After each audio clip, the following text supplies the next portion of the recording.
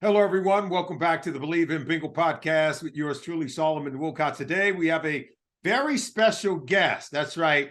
He is the lead writer for Bengals.com, Mr. Geoff Hobson. All things Cincinnati Bengals. You want to know it, just go to CincinnatiBengals.com. And Butch, you'll let them know, won't you? Welcome to the show, by the way. Thanks, Solly. Great to be on with you. The only reason I'm the lead writer is because I'm the only one.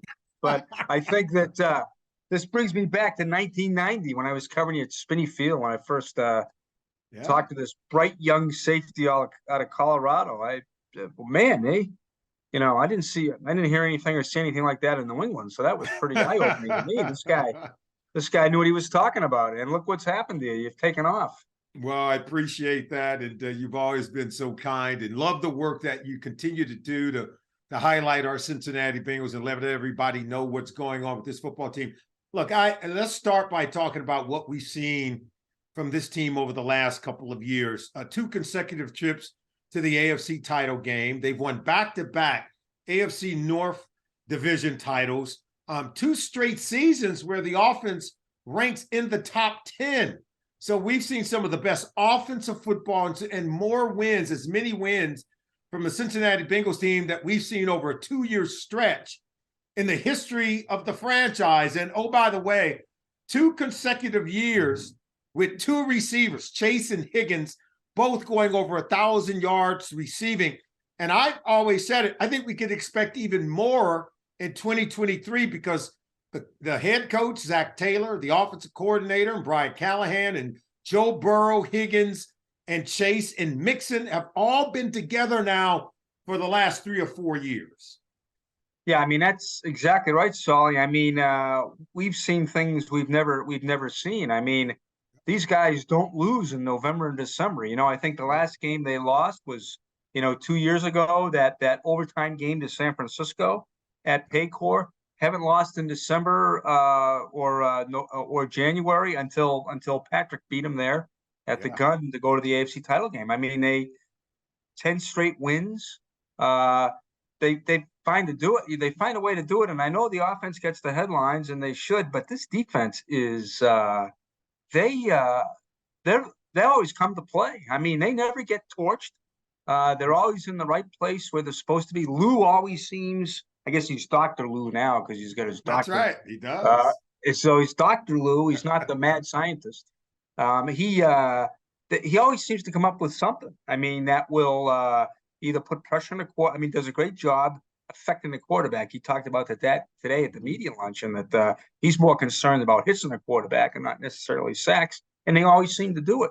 And, they did it with Cam Taylor-Britt, a rookie corner who was terrific. But, to me, what strikes me is all those guys that went down last year and they still kept winning. DJ Reader, best nose tackle in football. His backup, Josh Tupou, goes down. They're still winning. Awuzie, they're arguably a Pro Bowl corner. Certainly their number 1 corner down. Misses the last half of the year. Joe Mixon missed a couple games. Samaje Perine catches 3 touchdown passes. So to me, it is it's the deepest team I've ever seen, and I think it's no coincidence they've got so many wins. And look, Geoff, I really believe that Zach Taylor is overlooked when we start talking about some of the young, great coaches that we have in our league. I thought he showed tremendous leadership on that Monday night game against Buffalo. The team came out ready to play. But he did the right thing. He understood the moment. And I thought his leadership really came to the forefront. The way that he kept the team focused in the weeks to come, despite maybe the Bengals getting a bad deal from the league office, he would not allow his players to sort of become distracted. They continued to stay on that run that you talked about. And I think he's done as good of a job as any coach could have with a young group of talented players where they all seem to pull together and play for one another. Yeah, I agree totally. No vote. I don't think he had a vote for Coach of the Year. Yeah, never mind. We're going to do something about that. There's no question. And to me, the guys who get a little overlooked, you say, well, he's got Burrow, but Saul, this as well as anybody. There's been plenty of quarterbacks that have got screwed up too. That's right. They could have screwed that kid up. And they have been seamless with the way they have handled Joe Burrow. I mean, here's a guy, Yes. he's the all-time leader in NFL completion percentage. So Zach Taylor's doing something right. And Yeah. I think you're exactly right. He reads a room as well as anybody I've been around. I mean, he gets these players, and you've got to be, Yeah. these are not the guys that we knew, Solly. No. No. I mean, I They don't have, want to sound like, they I don't. say they do march to the same beat. It's just that the rhythm's a little different, if you Yeah. know what I'm saying. And Zach knows it too. And I Exactly. think Yeah. I think if you look at how he does the spring, Hmm. how he handles the off field stuff Yes. is really, I think that wins as many games as I think. In I today's think league, no doubt. No yeah, doubt. I mean, and I think he's still finding his way. I mean, he's got a lot on his plate, things he never did before he came here. He's the play caller, he's the head coach, he's the, he does all these things, and he's really, he's to me, he's the best coach you don't know about. He is phenomenal, particularly as a young man. I could not be more impressed. He's a father, he's a husband too, right? And Right. you and I both know the Bengals give their head coach a lot of say so in free agency, a lot of say so in the draft. But you got to put the work in, because Mike is going to put the work in. Mike Right. is watching tape. He's sitting in the meetings. He's talking to the scouts. He's talking to Duke Tobin. And so the head coach has to be right in there engaged too. It's rare that ownership lets head coaches pick their players, but in Cincinnati, you do get to weigh in. And so Zach's going to put the work in, and I think he's just done an excellent job. Let's turn to another topic, because we got to talk about this offensive line. I don't know that any team over the last 2 years has spent more money to build an offensive line to protect their prized possession, that is their quarterback, Joe Burrow. We saw Alex Kappa, and we saw, they drafted Cordell Volson, and they brought over Ted Karras last year in free agency and via the draft, and Lyle Collins as well. And now this offseason, they double down. They go out and spend big money, not only to get a talented left tackle in Orlando Brown Jr., but they robbed the Chiefs of their guy, right? So that's kind of a double hit. Talk to me about what you see with this offensive line after all the time, money, and resources spent. Have we finally gotten it right? Well, you can't miss with a four-time Pro Bowler in Orlando Brown. And I was talking to somebody, it might have been you, I don't know, but like Orlando Brown, Joe Burrow knows what Orlando Brown is going to do.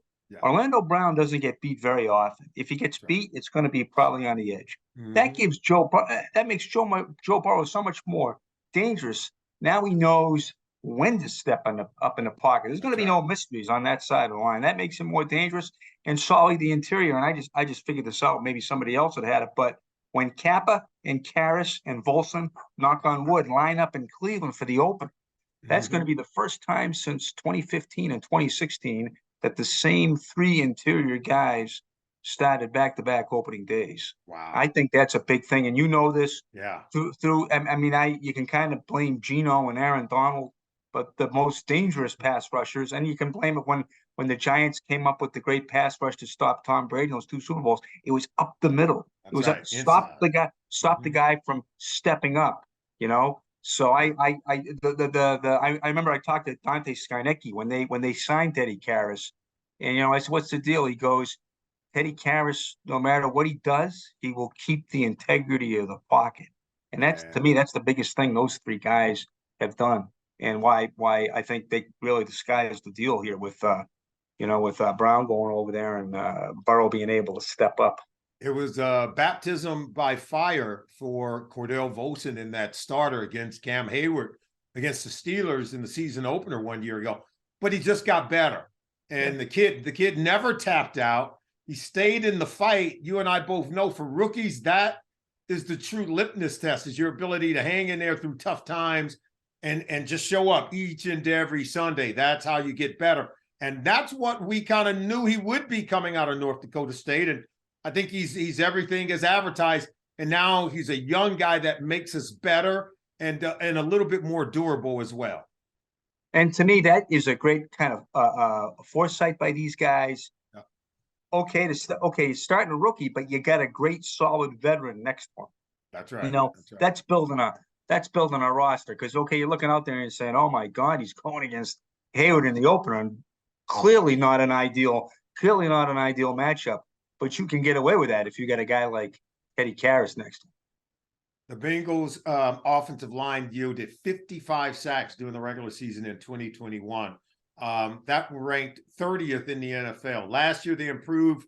They were ranked 20th, giving up only 44 sacks. But you and I both know the lion's share of those sacks came in the first half of the regular season. And so by the time we got to the second half, this offensive line, they were rocking and rolling. If there's one area where the offense can improve, as you well know, to me, it's the running game. I'm going to give you some numbers. We ranked 29th in rushing attempts. So we got to a point where we're like, hey, our assets is Joe Burrow and the wide receivers. So we really leaned heavily into the pass game, which makes it hard to protect the quarterback. So we need to be more balanced with our run game. But 30 runs of 10 yards or more, that was dead last in the NFL. There's no doubt this is a Bengals team that could leverage the run game a little bit more. We love when they throw it, but if you have a more balanced attack, you can protect your quarterback better and you can chew time off the clock. And I think it makes the pass game more effective and more efficient. Oh, you're speaking of the quiet Solly. I love the sound of that. Sam Weish, you played in that 1990 season. Yep. Sam Weish and Boomer Esiason made that all possible because the defense, you guys were so banged up on defense. Mm-hmm. The offensive line was banged up. Eddie Brown hardly ever played, his best receiver. Guys won 9 games by squeezing the clock. The clock. So it's and I think in this day and age, when you're trying to stop Mahomes, when you're trying to stop Allen, I mean, you can play a great defensive game and still give up 27, and it comes down to not having a ball. So I think to me, too, the big thing with a run game is, you're going to have to probably replace Samaje Perine, your third down back. That's probably going to be by committee. You're going to have to, Brian talked about it today a little bit at the luncheon where he said, the number one thing that guy has to do is protect the passer. And so Chase Brown has never been asked to do that at Illinois, although I love the guy. That stat you reeled off about the 30 10-yarders, that's why Chase Brown is here. I don't think these guys have had a 60-yard run in the 2020s. So that's exactly what they need from Chase Brown. But the big thing is they got to protect, that guy is going to have to, who's ever replacing Samaje Perine, he can't be, they need the 60-yard runs, but they better protect Burrow. If our offensive line is doing a better job in protection, and you're right, the running back who's in there on third down or on passing down, protection is priority one. But to have that elusive runner, like an Austin Eckler and standing back there next to Joe Burrow, and that's what I think Chase Brown is. He was the third leading rusher in the nation, over 1,800 yards from scrimmage. He can make a miss. What does it mean to have an explosive runner? Because Joe Mixon's good. He's a power guy. He's a good receiver, good duo threat. What does it mean to have that explosive guy who can make people miss in an offense that has a trio of receivers that can really spread you out and thin out the herd a little bit? Yeah, I mean, what do you do? I mean, these guys are already backing up, right, Solly? Yeah. I mean, they're already backing up because they don't want these guys to beat them. That's so there's no such thing as 8 men in the box against the Cincinnati Bengals, right? Light box. Yeah. So I mean, it should be tailor made for a guy like Chase Brown. I'm glad to hear that you like Chase Brown because that's I think he's an interesting guy. After talking with the guy, and talking to the coaches, my God, he's like he carries himself like a 12-year veteran. He's a leader. He's a leader. He was part of the reason they turned around the program at the University of Illinois. And the guy is a die-in-the-wool leader, and he's a team guy. Yeah, and that's what we need. That's kind of like the rest of these guys. And I talked to all these rookies. They love this team. They love these veterans. That brings me to Joe Mixon. Yeah. Because I was reading today about what Mike Brown and what Duke Tobin had to say about. You and I both know there's a rift running through our league right now with the running backs. Yeah. There's almost an uprising. They believe they're undervalued. They don't like the way the contracts are being handled. And some of them have reason to complain, let's be honest. But Joe Mixon, I think, met it and took it on in a way that kind of surprised some people, right? You didn't know if that maturity was going to be there to be able to handle it the way that he did. But I would say he handled it like a true leader. He's putting team first, and that's something that Mike Brown and Duke Tobin really appreciates. Your thoughts on them being able to keep him on this team, because he's one of the true foundational leaders on this team. Yeah, no, that's true. And I think Joe Mixon's here because Mike Brown loves his players, especially loves guys who help them win, That's right. And That's right. I think Mixon loves Mike Brown because Mike Brown gave him a shot back in 2017 when he was falling down the draft board because of some off the field stuff. Yeah. And so there's nobody more loyal than Mike Brown. And I tell you what, I thought Joe Mixon really showed that he's also loyal too. Because let's face it, he could have blown up. This has been Camp Tranquil, right? Yeah. I mean, this is you get teams burning down because of running backs. That's and right. That's right. Joe could have lit a fire here. Yeah. But he's been terrific. I think it tells you a lot about Joe Mixon. It tells you a lot about Mike Brown. It does. And I think it tells you a lot about the culture that they built, that Zach Taylor has built, and the way that they communicate with the players. I think it's so vitally important in our league today to have that strong communication. Players, just like any employee anywhere in any business, they want to know that you care about them. And if they know that you care about them, man, they will play hard for you. That's what you sense with this football team, and you expect it to continue as well. All right, let's talk about this secondary, because we're only returning one of our 4 starters from 1 year ago, Chidobe Awuzie, and he missed 9 games last year with a knee injury. This is about as many questions that I've had about our secondary. And while I trust in Lou Anarumo that he's going to have them ready to play, I also trust in Mike Hilton, our trusted nickel corner. But we have 2 new safeties. Dax Hill, last year's first-round pick, moving into the starting lineup. Nick Scott comes over in free agency from the Rams. And look, I love Cam Taylor-Britt. Love when he stepped on the field from 1 year ago as a rookie. He's going to get a chance to start. DJ Turner, the second-round pick from Michigan. So we've got some guys back there, but they're young. Many might say inexperienced. What can we expect? Well, we know one thing. They're fast. That's right. About probably the fastest secondary. No offense, Solly, but probably faster than the vaunted SWAT team. I got it. I'm going to blame David Folger for bringing that quotient down a little bit. But he made enough big plays, so we'll forgive him. Obviously, where they're lacking is that experience you're talking about. That's right. But with Bates and Bell not there. But I got to tell you, so it might not. It's going to look different. But I'm kind of excited to see. Not kind of. I'm excited to see Dax Hill. Because he can. That guy can. He can. He's got range now. He's got about as much range as a safety as I've seen here. I mean, now obviously he needs the experience, and I think that's another thing where they teamed him with Nick Scott. Now Nick Scott's not a Von Bell or a Jesse Bates, but he's a line him up, no nonsense. That's right. Tells you where he is.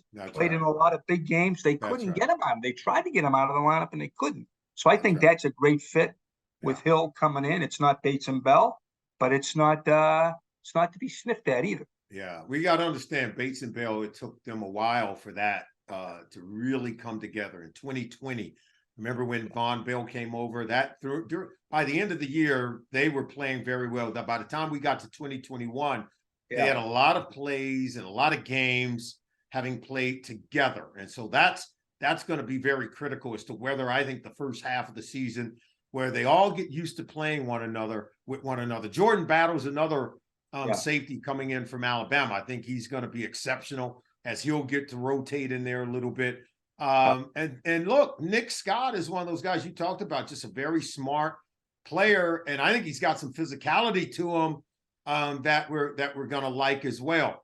Talk to me about Cam Taylor-Britt, second-year corner, and how we're going to maybe even be able to work DJ Turner in there, because this guy also has blazing speed as well.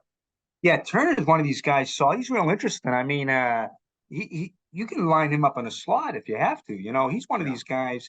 He's kind of Leon Hollish in the sense that you can put him inside and out. Now he's not, obviously he's got Mike Hilton's the best slot corner in the league, and DJ Turner's got a long way to go.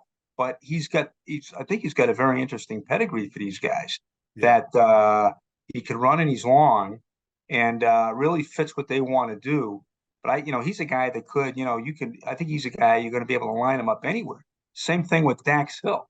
I think they've got two guys with, Lou Anarumo talks about it all the time, position versatility.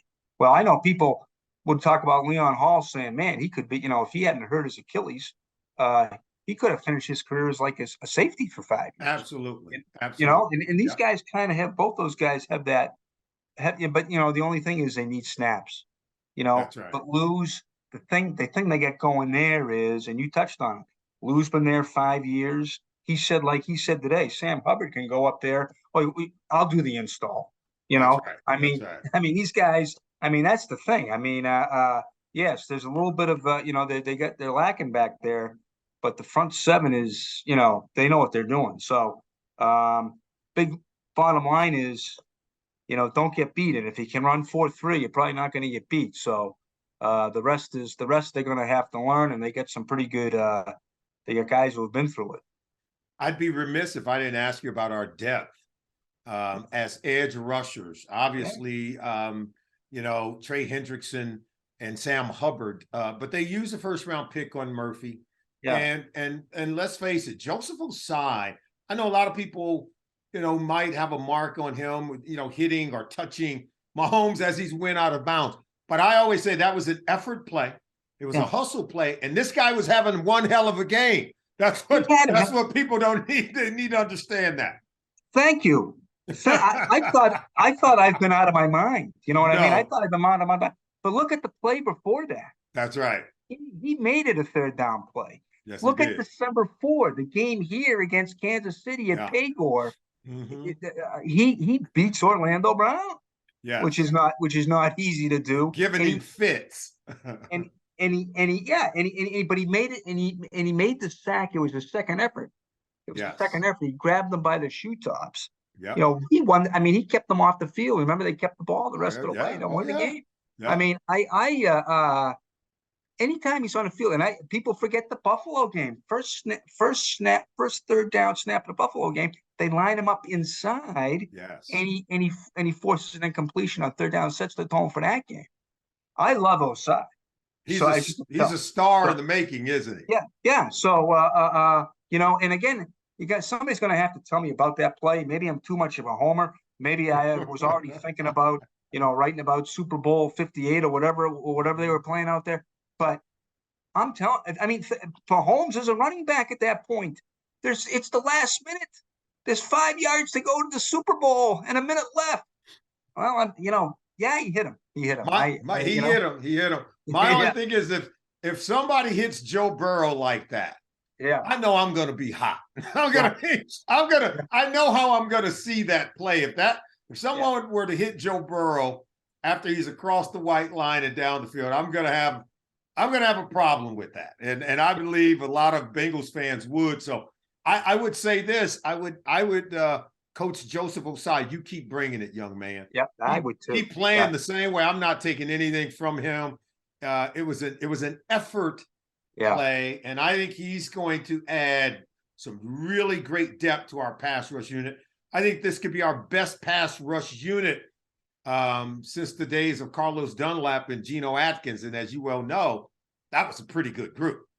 Well, I mean, you throw in Murphy. We haven't talked about Murphy, but this guy's legit. That's one of the things you hear after every time they pick a guy in the first round. Oh, we didn't think he'd be there, but I think that was legitimate. I think that was legitimate. Oh, I didn't think he'd be there. Yeah. I mean, this guy's got all the numbers. I mean, that you could absolutely, hope for. And he comes from a great program. Yes. Good guy. I mean, he's going to be breaking in with, Hendrickson and Hubbard. They know what to do. Yeah. And people he's another Cam Sample is a guy nobody ever talks about. Cam Sample, very solid guy on the edge. Yeah, I agree. I think what was it, the Dunlap and Mike and Gino, they used to call each other. Mike Johnson and Yeah, Gino Atkins. Oh, they were great. yeah, and they I'm telling you, they that was a good offense. It wasn't a great offense, and that defense, that pressure, Yeah, that's what got them to the playoffs in those stretches. Won them a that's couple of right. divisions. Nothing like defense, Solly. Nothing like defense. Nothing like defense, Butch. There's no doubt. No doubt. We got to bring some D to the party. And look, I think the Bengals are, when you can return both of your coordinators for what, a fourth straight season, it's just incredible. Lou Anarumo, as well as Brian Callahan. That continuity, I think, is going to lead to improvement in play on both sides of the ball, improvement in production. And I'm even seeing a spike in the win total for the Cincinnati Bengals in 2023. Geoff Hobson, thank you for stopping by to join us on Believe in Bengals broadcast here on Bally Sports Ohio. All the best, my friend. I'm going to see you down there at Paycor Stadium at practice. All the best to you. Thanks for joining us. And thank you, everyone, for joining us right here on Bally Sports Ohio on the Believe in Bengals podcast.